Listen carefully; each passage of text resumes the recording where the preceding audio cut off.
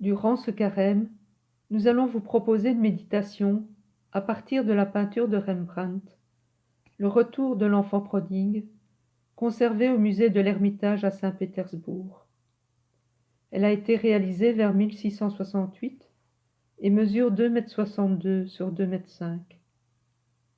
Le tableau que nous allons contempler aujourd'hui représente la parabole biblique de l'enfant prodigue, et plus précisément le moment de la rencontre entre le Père et le Fils, au moment du retour de celui-ci. Pour mieux entrer dans la contemplation, relisons cet évangile. Jésus dit encore : « Un homme avait 2 fils. Le plus jeune dit à son père : « Père, donne-moi la part de fortune qui me revient. » Et le père leur partagea ses biens. Peu de jours après, le plus jeune rassembla tout ce qu'il avait et partit pour un pays lointain où il dilapida sa fortune en menant une vie de désordre. Il avait tout dépensé quand une grande famine survint dans ce pays, et il commença à se trouver dans le besoin. Il alla s'engager auprès d'un habitant de ce pays, qui l'envoya dans ses champs garder les porcs. Il aurait bien voulu se remplir le ventre avec les gousses que mangeaient les porcs, mais personne ne lui donnait rien.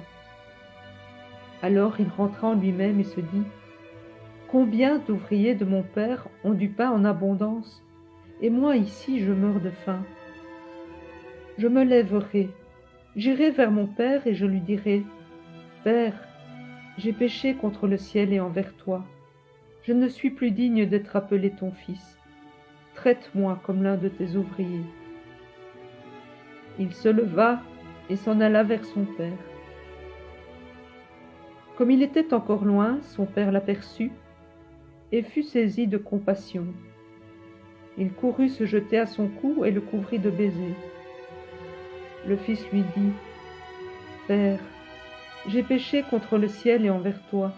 Je ne suis plus digne d'être appelé ton fils. » Mais le père dit à ses serviteurs : « Vite, apportez le plus beau vêtement pour l'habiller. Mettez-lui une bague au doigt et des sandales aux pieds.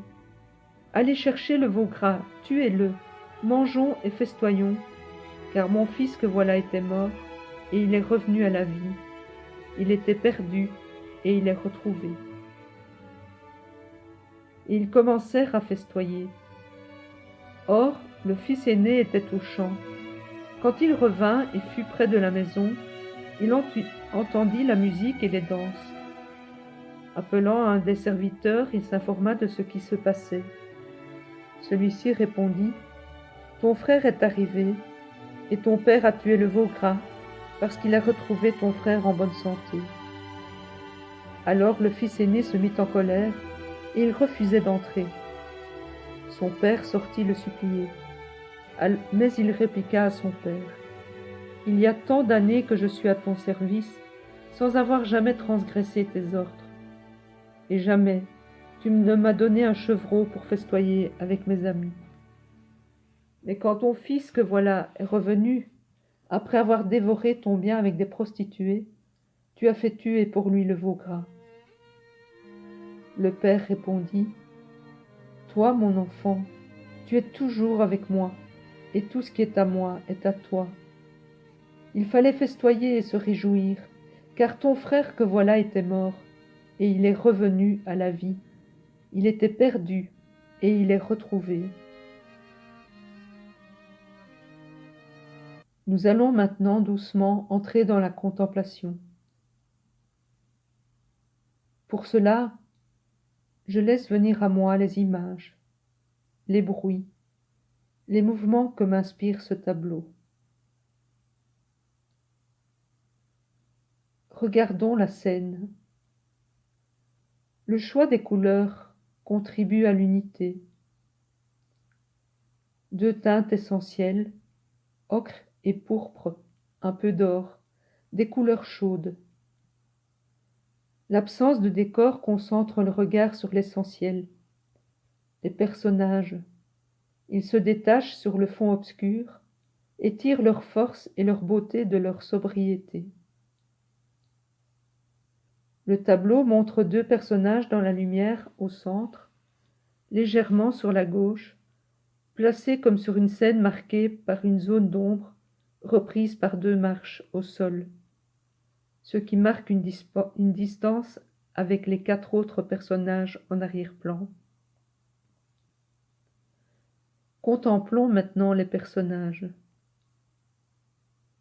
En arrière, au fond de la scène, apparaissent dans l'ombre une femme au pendentif rouge et un visage curieux et gêne. Certains y voient le fils prodigue, insouciant, avant son départ. À mi-chemin entre les personnages secondaires, un homme moustachu et coiffé d'un chapeau est assis et regarde la scène. Il se frappe la poitrine, comme pour se repentir. Son attitude est très différente du personnage à sa droite, qui lui est un homme figé, un peu en retrait, droit comme la justice, presque statufié dans sa vertu. Bouche fermée, barbe et regard strict. Son manteau est fermé, sa tête est protégée par un turban.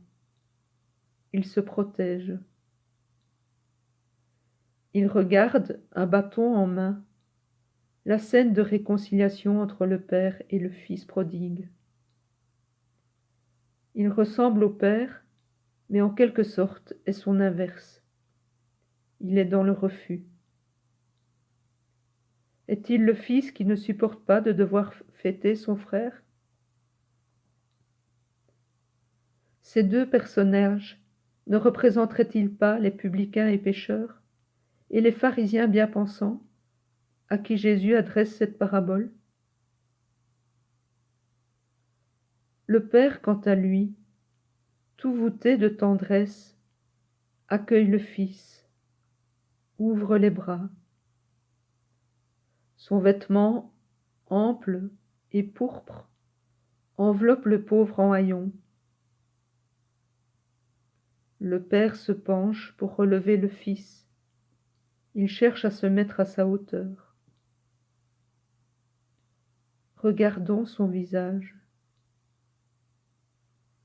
Il exprime l'amour, la tendresse et le chagrin. Il est raviné, ravagé par la vieillesse.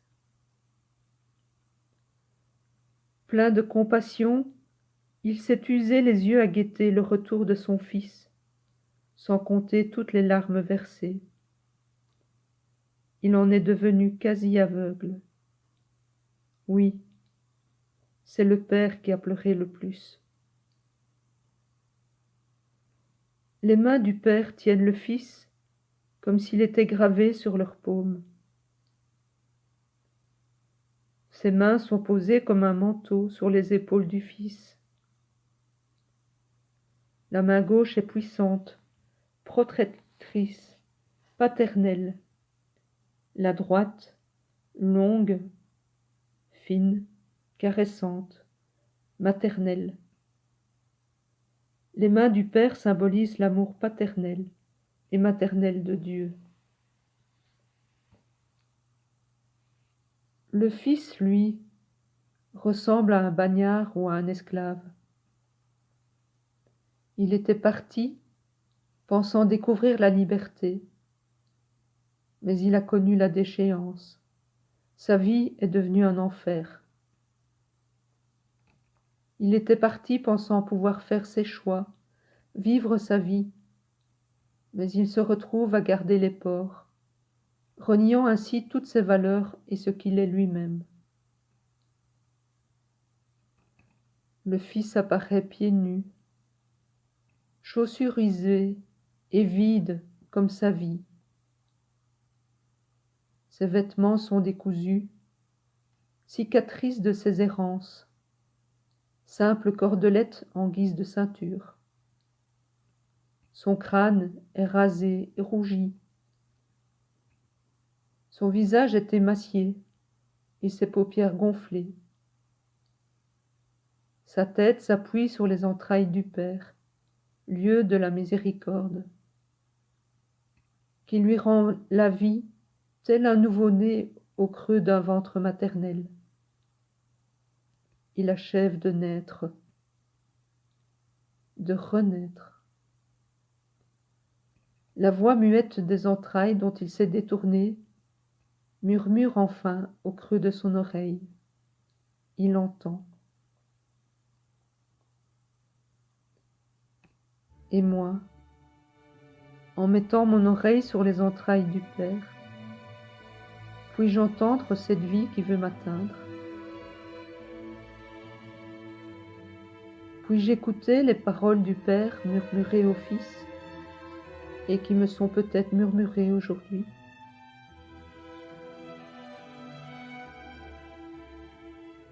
Puis-je ressentir la joie du Père de retrouver son Fils, de me retrouver?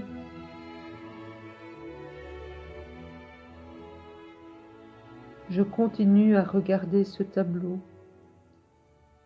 J'écoute. Je laisse cette scène me rejoindre. Que veut me dire le Seigneur?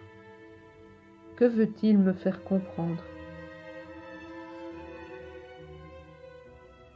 Dans la prière, je reviens là où j'ai trouvé Dieu et je demeure avec lui, le contemplant, l'écoutant, lui parlant, attentif ou attentive à guetter ce qui m'est donné et à me laisser conduire là où il me mène.